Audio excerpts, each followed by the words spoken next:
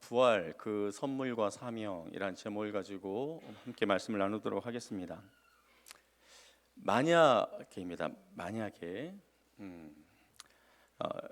혹시 이걸 보는 그 당사자가 화를 내지 않았으면 좋겠습니다. 만약에 테슬라의 CEO인 일론 머스크가 만약에 죽었다라고 한번 가정해 봅시다. 그가 사망했다면 아마 그 소식으로 인해서 방송 매체는 물론이고 온 세상이 막 시끌시끌 할 것 같아요. 일론 머스크가 죽었어? 아니 왜 죽었대? 뭐 때문에 죽었대? 막 그런 이야기들로 막 이렇게 회사를 가도 이 이야기, 친구들을 만나도 이 이야기, 막 여기저기 사람들이 모여 있는 곳마다 이 일 때문에 웅성웅성 그렇게 할 것 같습니다. 자, 그런데 만일 이 일론 머스크가 사망했는데 자신의 집에서 굶어 죽은 채로 발견되었다. 이러면 사람들의 반응이 어떨까요? 아마 100이면 100. 에이, 말도 안 돼. 무슨 일론 머스크가 굶어 죽어? 대부분 이렇게 반응할 것 같습니다. 그가 타고 다니던 비행기가 기체 결함으로 말미암아 이렇게 탁 추락해가지고 사고사로 사망한다든지, 아니면 테러 집단에 의해서 이렇게 납치되었다가 거기서 살해된다든지, 이러면 좀 이렇게 납득이 될 것 같은데, 세계 제일의 부자가 굶어 죽었다? 그것도 무슨 사막이나 오지도 아닌 자기 집에서 이렇게 굶어 죽었다고 한다면 아마 이것을 아무도 안 믿으려 할 것 같습니다. 자, 그런데요, 우리가 이 세상을 살다 보면 막상 일어난 일임에도 불구하고 잘 믿기지 않는 그런 일들이 있죠. 예전에 제가 이제 회사에 다닐 때 퇴근해서 이렇게 이제 씻고 거실에서 이제 TV를 이렇게 보고 있었는데요. 정말 제가 눈으로 보면서도 믿기지 않는 그러한 일이 실시간으로 막 뉴스 속보로 막 나오고 있었어요. 9.11 테러 기억하시나요? 9.11 테러. 그때 제가 딱 그 뉴스를 보는데 어떤 사건입니까? 항공기가 2대가 연달아서 그 세계 무역센터 그 빌딩에 탁탁 이렇게 부딪히면서 막 그 빌딩이 막 불이 나고 무너져 내리는 그런 장면 아니었습니까? 제가 그 장면을 보면서 놀래서 제 아내가 이제 집에 이제 다른 곳에 있었는데 제 아내에게 여보 이거 좀 봐봐봐. 그러면서 제가 놀래서 말이 잘 나오지 않더라고요. 사실 우리는 살면서 우리의 상식을 벗어난 그런 놀랄만한 사건들을 경험할 때가 종종 있죠.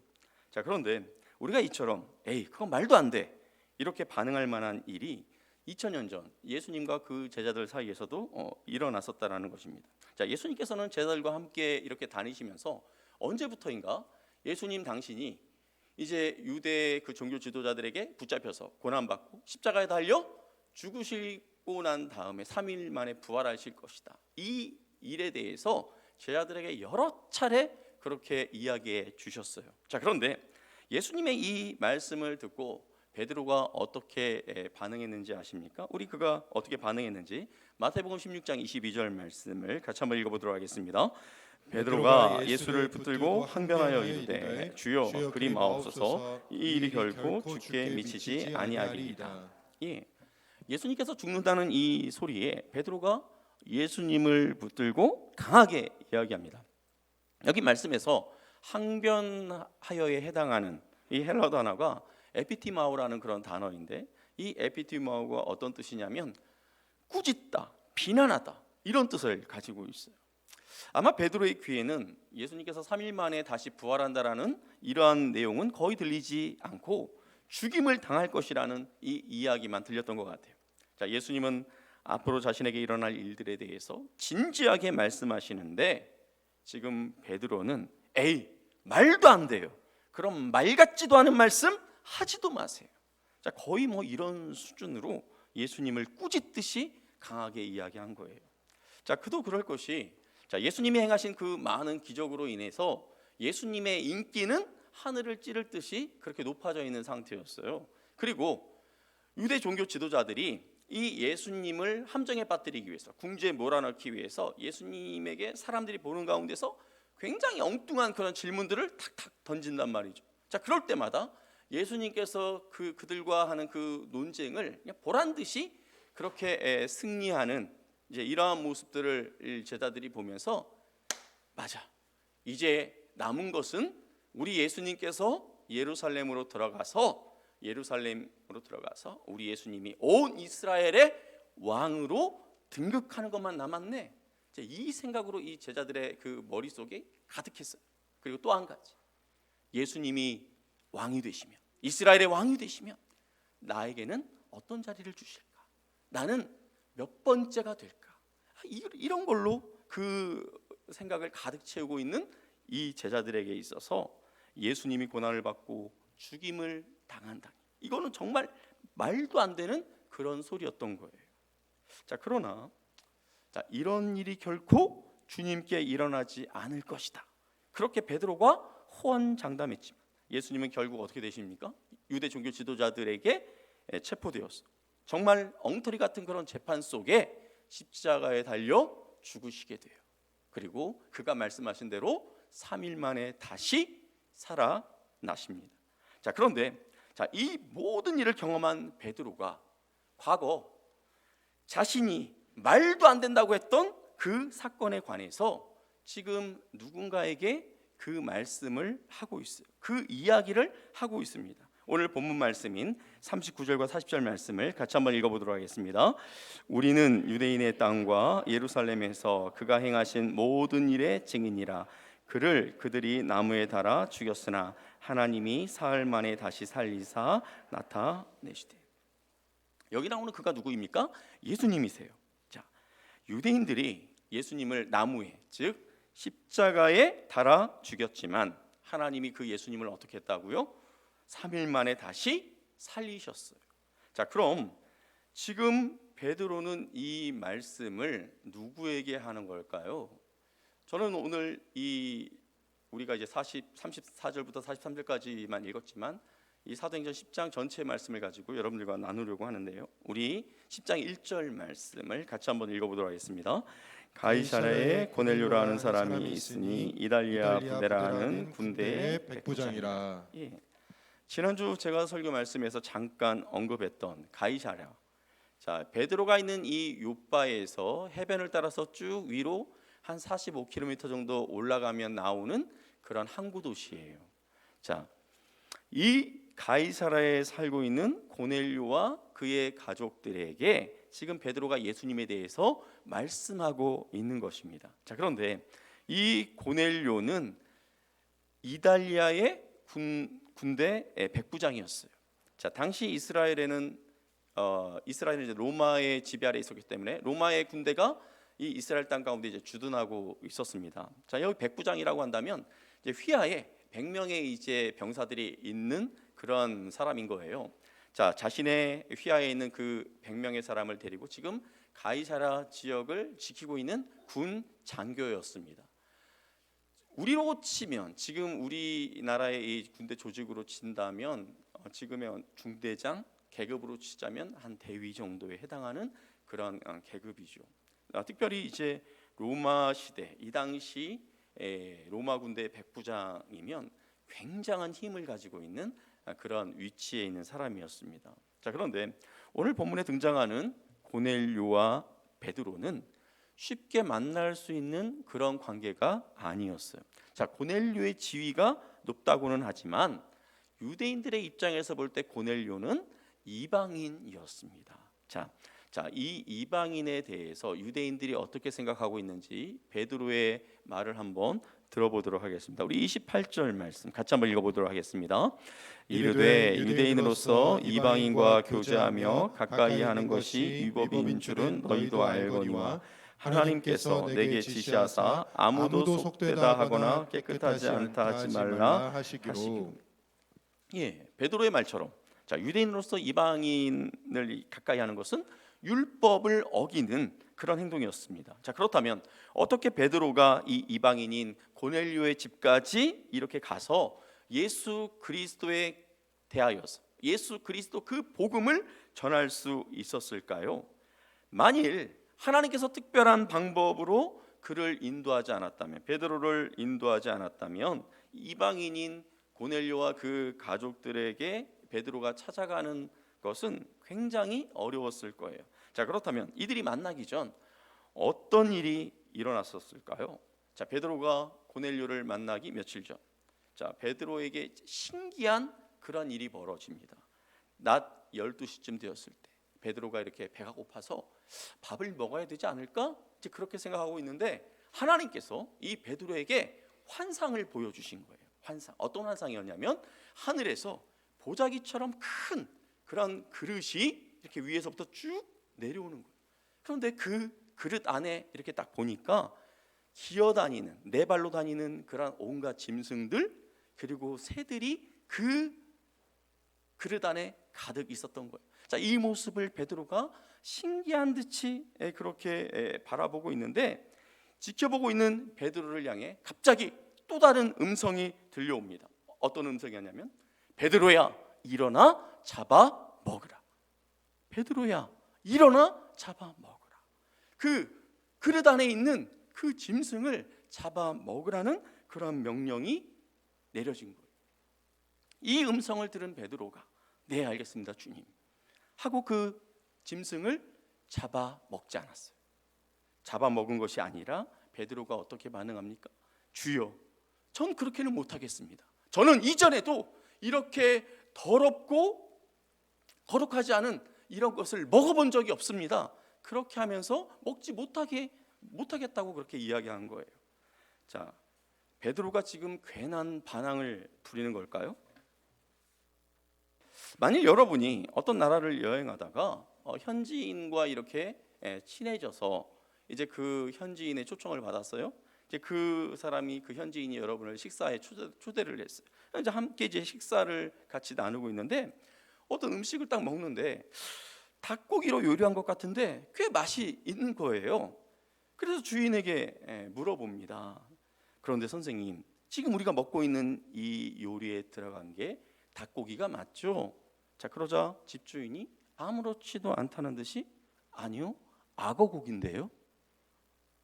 태국에 보면 이 악어고기를 잘 먹는데요. 근데 이제 악어고기 맛이 닭고기하고 비슷하다고 합니다. 저는 이제 먹어보지 않았지만, 자, 집주인이 이렇게 이야기를 한 다음에 여러분의 손이 그 음식으로 이렇게 향할까요? 가겠습니까? 레위기 11장에 보면 자, 이스라엘 백성들이 먹어서는 안 되는 그러한 동물들, 그러한 짐승들에 대해서 쭉 열거해 주고 있는 것을 보게 되는데요. 거기 보면 돼지도 먹으면 안 되고, 낙타도 잡아 먹으면 안 되고, 토끼, 너구리 이런 거 먹으면 안 된다고 나와 있어요. 또 새들 가운데서도 독수리나 부엉이 같은 것도 잡아 먹지 말라고 그렇게 되어 있어요. 자, 베드로 앞에 그 환상 가운데 놓인 그 그릇 안에 어떤 짐승이 들어 있었는지 우리는 정확하게 알 수 없지만 아마도 이전에 베드로가 먹어본 적이 없는 그런 짐승이거나 아니면 베드로가 어렸을 때부터 이런 것은 먹으면 안 돼라고 그렇게 배웠던 그런 것들일 가능성이 크다라는 거예요. 자, 예를 들어서 뭐 돼지라든지 아니면 무슨 도마뱀 같은 그런 파충류라든지 뭐 이런 것들로 잔뜩 채워져 있었을지 모릅니다. 자, 이렇게 베드로가 먹지 못하겠다고 하니까 다시 음성이 들려와요. 자, 어떤 음성이 들려왔는지 우리 15절 말씀을 같이 한번 읽어보도록 하겠습니다. 또 두 번째 소리가 있으되 하나님께서 깨끗하게 하신 것을 내가 속되다 하지 말라 하라. 어떤 말씀입니까? 하나님께서 깨끗하게 하셨는데 네가 왜 그것들을 속되다, 더럽다 그렇게 하느냐, 이런 말씀이었어요. 자, 그런데 하나님이 이런 환상을 한 번만 보여준 것이 아니라 또 위에서부터 내려와서 또 올라가고 또 한 번 내려왔다가 다시 올라가고 이렇게 세 번씩이나 이런 비슷한 환상이 이 베드로에게 세 번씩이나 보여진 거예요.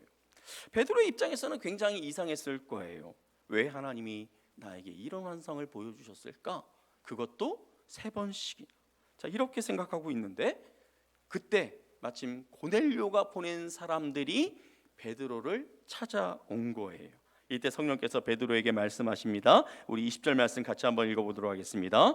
일어나 내려가 의심하지 말고 함께 가라. 내가 그들을 보내었느니라 하시니. 예, 지금 찾아온 사람들은 내가 너에게 보낸 사람들이니까 이들이 이방인들이라고 해서 의심하지 말고 이들과 함께 가라는 거였어요. 왜 하나님께서 베드로에게 이런 환상을 보여주셨는지 그 의문이 풀리는 순간이었습니다. 자, 이방인들과 함께 가는 것이 꺼려질 수 있는 베드로에게 하나님께서는 환상을 통해 율법에서 그 많은 짐승이라 할지라도 하나님께서 깨끗하게 하셨다면 이것은 먹을 수 있어, 이렇게 말씀하셨던 것처럼 이방인들이라 할지라도, 율법에서 만나기를 함께하기를 금하는 이방인이라 할지라도 내가 너에게 보낸 이 이방인이라면 함께도 돼, 같이 가도 돼, 이렇게 하나님께서 미리 말씀해 주신 거죠. 자, 이처럼 하나님의 특별한 인도하심 가운데 정말 어렵게 이 베드로와 고넬료가 만나게 됩니다. 자, 이렇게 어렵게 만난 자리에서 베드로가 뭘 했을까요? 베드로는 고넬료와 그 집에 있는 식솔들에게 예수 그리스도가 어떤 분이신지, 그리고 예수 그리스도께서 이 땅 가운데 오셔서 어떠한 일을 행하셨는지, 그리고 예수 그리스도가 십자가에 달려 죽으시고 부활하신 이 사건에 대해서 아주 자세하게 말씀해 주었습니다. 결국 베드로가 이 고넬료와 그 식구들에게 말씀을 전하는데 그때 어떤 일이 벌어졌냐면 우리 44절 말씀 같이 한번 읽어보도록 하겠습니다. 베드로가 이 말을 할 때 성령이 말씀 듣는 모든 사람에게 내려오시니, 베드로가 말씀을 전하고 있을 때 그 고넬료와 그 식솔들에게 성령께서 임하신 거예요. 베드로가 이 모습을 보고는 성령을 받은 저들에게 내가 물로 세례를 베푸는 것이 무엇이 문제겠느냐, 그러면서 그 자리에서 아예 이 고넬료와 그 식솔들에게 세례까지 베풀어 줍니다. 베드로가 베푼 이 세례를 통해서 이방인이었던 이 고넬료와 그의 가족들은 예루살렘 그 초대교회의 한 가족이 되게 됩니다. 자, 그렇다면 오늘 이곳에 모인 우리는 어떨까요? 우리 역시 사람들이 들으면 에이, 말도 안 돼, 어떻게 죽은 사람이 다시 살아날 수 있어? 이렇게 이야기할 법한 바로 그 예수님이 부활하셨음을 우리가 기념하면서 지금 예배하고 있지 않습니까? 자, 어떤 사람들은 그래요. 그래, 난 예수가 십자가에 달려 죽었다고 하는 것까지는 내가 믿을 수 있겠어. 그런데 그 죽은 예수가 살아났다라는 것을 내가 어떻게 믿겠냐? 이렇게 이야기하시는 분들이 꽤 있습니다. 맞아요. 우리의 상식이나 이성의 한계 속에서 예수님의 부활을 받아들인다라는 것은 정말 불가능합니다. 오늘 고넬료의 집에 있던 사람들에게도 성령이 그들에게 임하였던 것처럼 우리 가운데 성령이 계셔야, 우리 안에 성령이 계셔야만이 우리가 예수님의 부활을 믿을 수가 있어요. 우리 안에 성령이 없으면 예수님의 부활을 믿을 수 없는 거예요. 자, 예수님도 이것에 대해서 요한복음 15장 26절에 이렇게 말씀하고 계십니다. 우리 예수님께서 뭐라고 말씀하시는지 요한복음의 말씀 같이 한번 읽어보도록 하겠습니다. 내가 아버지께로부터 너희에게 보낼 보혜사 곧 아버지께로부터 나오시는 진리의 성령이 오실 때에 그가 나를 증언하실 것이요. 성령께서 오셔서 무엇을 하신다고요? 나를 증언하실 것이요. 즉 예수님에 대한 모든 것을 누가 가르쳐 주신다? 성령께서 아주 자세하게 그렇게 가르쳐 주신다라는 것입니다. 성령이 나에게 임하기 전까지 우리가 예수님을 부활하신 분으로 내 죄를 모두 해결해 주신 하나님으로 받아들이는 것이 불가능해요. 자, 그러나 여러분, 한편으로 이렇게도 생각해 볼 수 있지 않겠습니까? 나의 상식이나 나의 지식의 그 바운더리 안에서 이렇게 움직이는 그러한 존재라면 그게 과연 신이 될 수 있을까?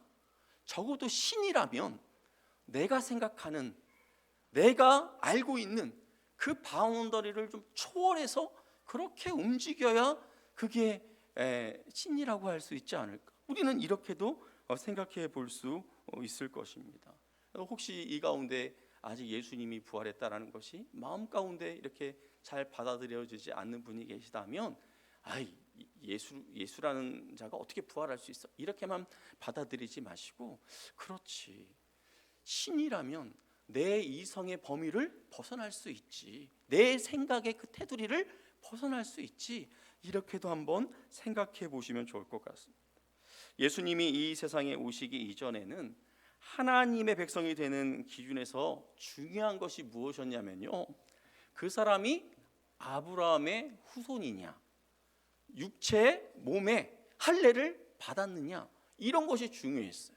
모세의 율법을 지키며 사느냐, 이런 것이 하나님의 백성이 되는 기준이었어요. 자, 이런 기준으로 볼 때, 자, 극동 지역에 살고 있는 우리의 모습은 어떨까요?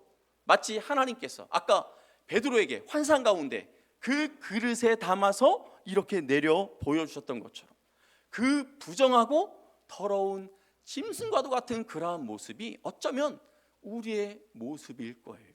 만일에 베드로가 우리를 이전에 알았다면 베드로의 눈에 보이는 우리의 모습은 아마 이방인 중에 이방인이었을 겁니다.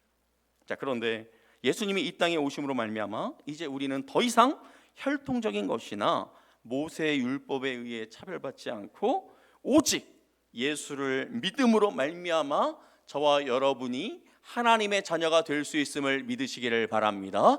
오직 예수를 믿음으로 말미암아. 자, 그런데 중요한 게 있어요. 여기서 이제 중요한 것은 만일 예수님이 부활하지 않았다면, 예수님이 부활하지 않았다면 지금 베드로가 고넬료의 집에서 전하고 있는 이 예수님과 관련된 이 모든 말씀들이 다 쓰잘데기 없는 것이 된다라는 것입니다. 왜 그런지 우리 고린도전서 15장 17절 말씀을 같이 한번 읽어보도록 하겠습니다. 그리스도께서 다시 살아나신 일이 없으면 너희의 믿음도 헛되고 너희가 여전히 죄 가운데 있을 것이요.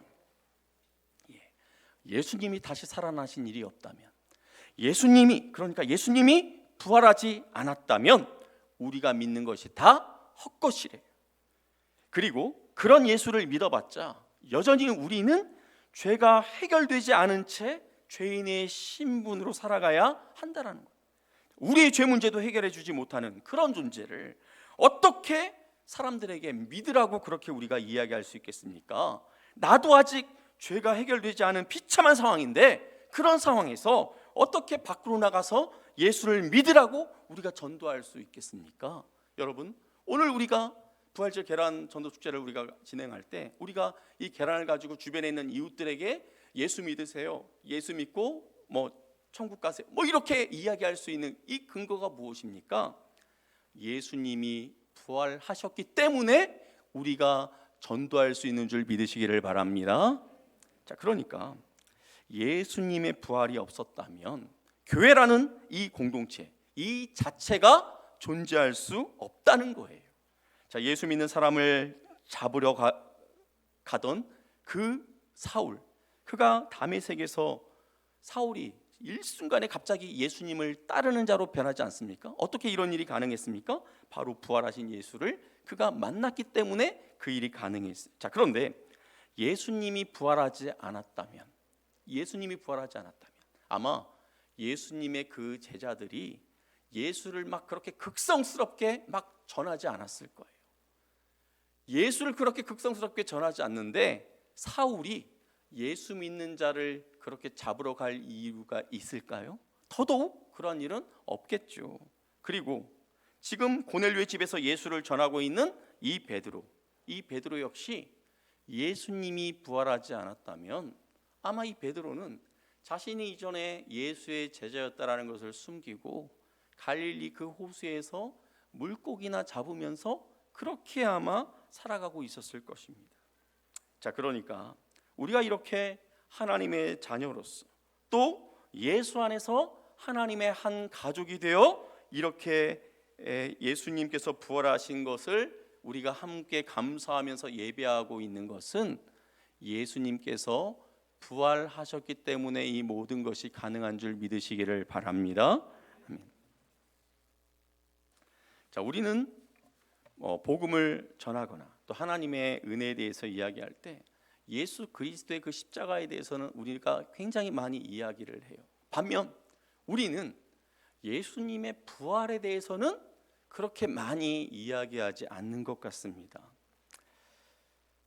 자, 그러나 예수님의 십자가와 예수님의 이 부활은 마치 동전의 양면과 같아요. 자, 우리가 언제 동전의 양면과 같다라는 그런 표현을 쓸까요? 여기 동전이 있어요. 여기 은화가 있어요. 흰색으로 빛나면 다 은화라고 생각하시면 됩니다. 저기 이제 동전이 있는데 얇죠. 앞면이 있고 뒷면이 있어요. 뭐 어디가 앞면이고 어디가 뒷면인지 잘 모르겠지만 있어요. 자, 그런데 이 얇지만 이 동전을 가운데를 정밀한 레이저를 가지고 이 동전을 반으로 나눈다라고 한번 생각을 해보세요. 그러면 반으로 나눴다고 해서 그 두 동전에서 한쪽은 앞면이 사라지고 한쪽은 뒷면이 사라집니까? 아니요. 또 다른 앞면, 또 다른 뒷면이 있죠. 밋밋하지만 또 앞면, 뒷면이 또 생깁니다. 자, 예수님이 하나님이 아니라면, 동전의 앞면은 뭐가 될까요? 예수라는 자가 십자가에 달려 죽었다. 그럼 동전의 뒷면은 뭐가 될까요? 그 죽었던 예수라는 청년이 썩어 흙이 되었다. 이게 동전의 뒷면이에요. 근데 예수님이 하나님이라면, 그가 주장한 대로 하나님이라면, 그때 동전의 앞면은 뭐가 될까요? 예수님께서 십자가에 달려 죽으셨다. 그럼 그때 동전의 뒷면은 뭐가 될까요? 그 죽으신 예수님께서 3일 만에 부활하셨다. 이게 그 동전의 뒷면이 되는 것입니다. 그러니까 예수님은 하나님이시기 때문에 동전의 앞면을 그 뒷면에서 분리해낼 수 없는 것처럼 예수님의 이 십자가 죽음과 예수님의 이 부활은 항상 함께 가야 하는 것입니다. 자, 그리고 동전의 양면과 같은 것이 또 하나가 있어요. 자, 우리가 예수 그리스도의 부활로 말미암아 하나님의 자녀가 되는 그런 선물을 받아 누리게 되었는데요. 자, 이 선물과 함께 주님은 우리에게 사명을 주셨어요. 우리 마가복음 16장 16절 말씀을 같이 한번 읽어보도록 하겠습니다. 또 이르시되 너희는 온 천하에 다니며 만민에게 복음을 전파하라. 그러니까 온 세상을 다니면서 모든 사람에게 복음을 전파하라고 그렇게 예수님께서 말씀하셨습니다. 자, 그러면 이 예수님께서 이 말씀을 언제 제자들에게 이 말씀을 하셨을까요? 예수님께서 잡히시기 전에, 십자가에 달리시기 전에 이 말씀을 하셨을까요? 아니에요. 그러면 예수님께서 십자가에 달려 거의 죽어가실 때, 숨이 홀딱홀딱 막 넘어가려고 하는 그 시점에서 이 말씀을 하셨을까요? 마치 이제 얼마 남지 않은 그 부모님이 지켜보고 있는 자녀들에게 유언을 남기듯이 그렇게 십자가에서 마지막 그 숨을 그렇게 거두시기 전에 이 말씀을 하셨을까요? 아니에요. 십자가에 달려 죽으셨다가 부활하신 다음에 사람들이 예수님이 부활하셨다 그렇게 이야기를 해줌에도 불구하고 그 예수님의 부활 소식에 대해서 믿지 못하고 있는 그 제자들에게 찾아가서 그 제자들을 꾸짖으신 다음에 이 말씀을 하신 거예요.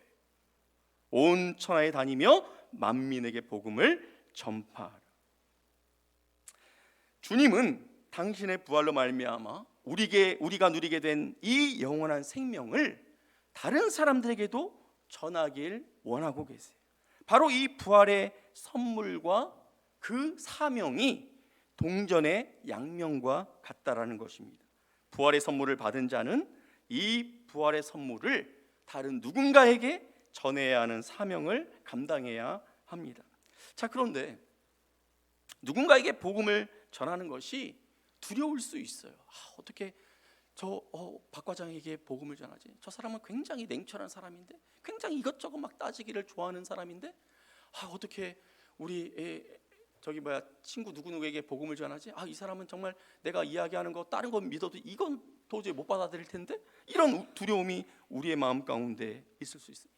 자, 그런데 여러분, 이거 아세요? 우리가 지금 사도행전 10장의 전체 말씀을 우리가 살펴보고 있는데, 하나님은 베드로에게 환상을 보여주시면서 베드로만 준비시킨 하나님이 아니셨어요. 자, 베드로가 만나게 될 그 고넬료에게도 하나님께서 환상 가운데 주의 사자를 보내셔서 그 고넬료를 준비시키셨습니다.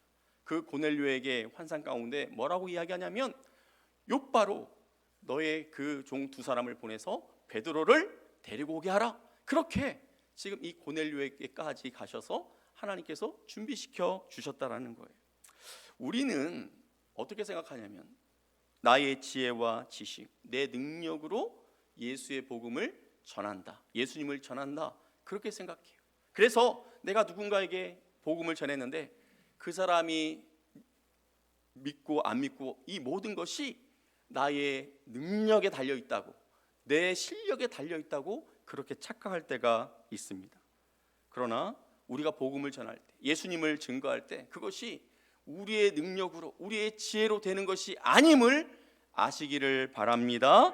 우리가 전하고자 하는 그 영혼에게 하나님이 먼저 찾아가셔서 그 영혼을 변화시켜야만이, 그 영혼 가운데 일하셔야만이 우리가 누군가에게 복음을 전했을 때 그 영혼이 주께로 돌아오는 그러한 역사가 나타나게 된다는 거예요.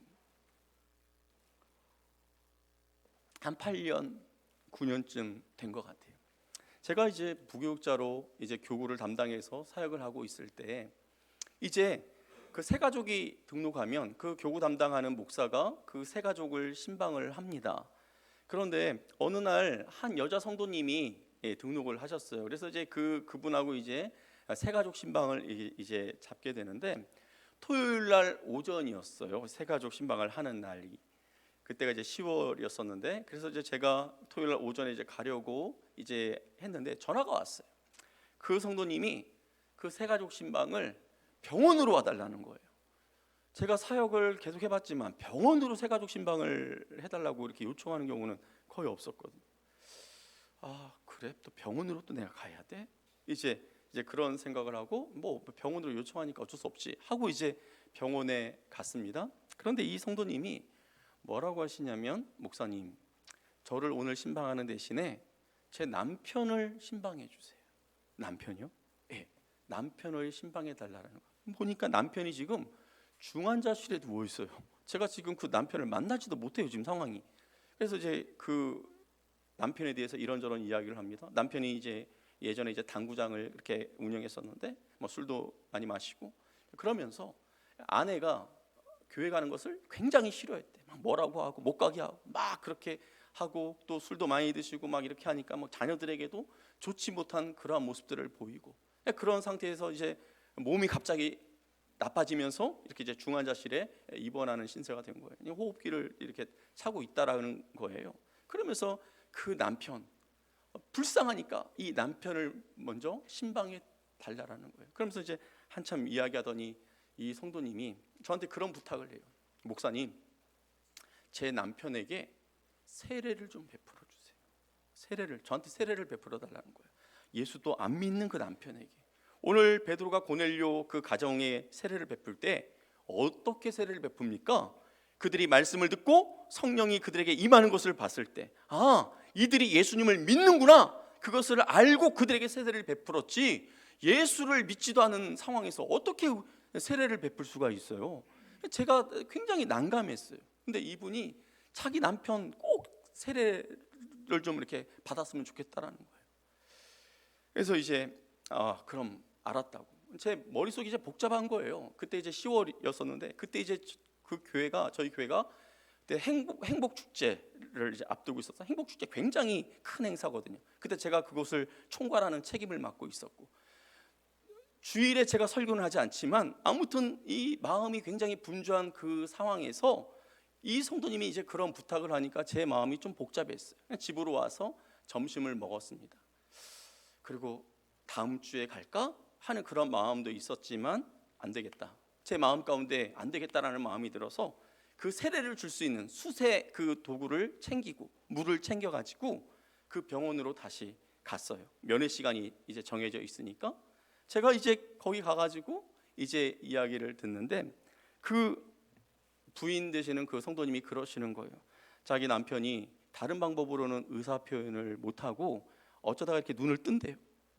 눈을 떠서 그 눈을 깜빡깜빡하면서 서로 이제 소통할 수 있다라는 것입니다. 그때 이제 밖에 이제 아들과 그 아들이 아직 결혼하지 않은 그 여자친구가 지금 같이 들어가려고 기다리고 있었어요. 그래서 두 사람과 함께 그 병실에 중환자실에 들어갔어요. 제가 아무래도 그냥 세례를 주는 것은 좀 맞지 않는 것 같아서 제가 그분 귀에다 대고 이야기하기 시작했어요. 성도님, 우리는 다 죄인이에요. 성도님만 죄인이 아니라 목사님 저도 죄인이에요. 우리에게는 이 죄를 해결해야 되는데 우리 힘으로는 이 죄를 해결할 수 없어요. 오직 우리를 위하여 죽으시고 부활하신 그 예수님만이 우리의 죄를 해결해 주실 수가 있습니다. 그 예수님을 우리가 마음속에 받아들일 때, 믿을 때 우리는 그 죄로부터 자유하게 될 수 있어요. 우리가 어떻게 우리의 죄를 해결할 수 있는가? 우리가 어떻게 예수님을 내 마음 가운데 받아들일 수 있는가? 기도하면 우리 예수님께서 우리의 마음 가운데 들어오실 거예요. 제가 한번 들려드리는 기도를 한번 들어보세요. 주 예수님, 나는 주님을 믿고 싶습니다. 십자가에서 죽으심으로 내 죄를 담당해 주시니 감사합니다. 지금 나는 내 마음의 문을 열고 예수님을 나의 구원자, 나의 하나님으로 받아들입니다. 지금 내 안에 들어오셔서 나를 다스려 주시고 나를 하나님이 원하시는 사람으로 만들어 주세요. 예수님의 이름으로 기도합니다. 아멘. 제가 그렇게 하고 나서 이분에게, 이 정모모라는 이 성도님에게 제가 귀에다 대고 이야기했어요. 성도님, 이런 기도 함께 하고 싶으세요? 혹시 하고 싶으면 눈으로 좀 이렇게 알려주세요. 자, 그랬는데 이분이 눈으로 깜빡이는 것이 아니라 호흡기를 찬 상태인데 고개를 끄덕끄덕하는 거예요. 그래서 제가 그분 귀에다 대고 말은 할 수 없으니까 제가 한마디 한마디 끊어서 그렇게 할 테니까 마음속으로 따라해 주세요 하면서 주 예수님 쉬었다가 나는 주님을 믿고 싶습니다 하면서 이렇게 해서 그 기도를 같이 나눴어요. 그런데 제가 기도를 끊으면서 계속 하는 동안 이분이 계속해서 끄덕끄덕 자기의 그 신호를 저한테 이렇게 보내주시더라고요. 결국 제가 그 기도를 같이 한 다음에 이분에게 가져온 그 수세기를 가지고 성부와 성자와 성령의 이름으로 기꺼이 세례를 베풀었습니다. 그리고 이제 나왔는데요. 그 다음 날 이분이 하나님 품에 안기셨어요. 저는 그 다음 날 이분이 돌아가셨지만 하나님께서 이분의 영혼을 당신의 품으로 인도해 주신 것을 저는 의심하지 않습니다. 우리가 마음에 품고 있는 영혼들의 그 이름들을 우리가 떠올릴 때 마음에 부담이 될 수 있어요. 오히려 좀 멀리 떨어져 있는 사람이라면 한번 전화하고 에이 좀 껄끄러지면 말지 뭐 이렇게도 생각할 수 있는데 내 자녀들, 배우자, 또 형제들 아니면 뭐 부모님 어떻게 내가 복음을 전할까? 어떻게 내가 예수님을 전할까? 마음 가운데 그런 두려움이 있을 수 있어요. 그런데 여러분 그 영혼을 마음에 떠올리면서 하나님 앞에 기도하시기를 바랍니다. 그 영혼을 내가 책임질 수 있는 것이 아니에요. 이 일은 내 일이 아니라 하나님이 하시는 일이기 때문에 하나님께 맡기고 우리가 하나님께 기도하면 하나님께서 그 일을 알아서 해주신다라는 거예요. 우리는 하나님께서 내게 하라고 하는 거, 내가 하기를 원하는 그 일에 우리가 순종하면서 감당하면 되는 것입니다. 사랑하는 성도 여러분, 우리로 하여금 하나님의 자녀로서 영원한 생명을 누리게 하신 예수님의 이 부활의 능력이 이 부활절 절기 예배 때만 한 번씩 꺼내보는 그런 카드가 아니라 우리 일상의 삶, 우리 매일매일의 삶을 관통하는 그러한 하나님의 능력이 되시길 우리 주 예수님의 이름으로 축복합니다. 아멘.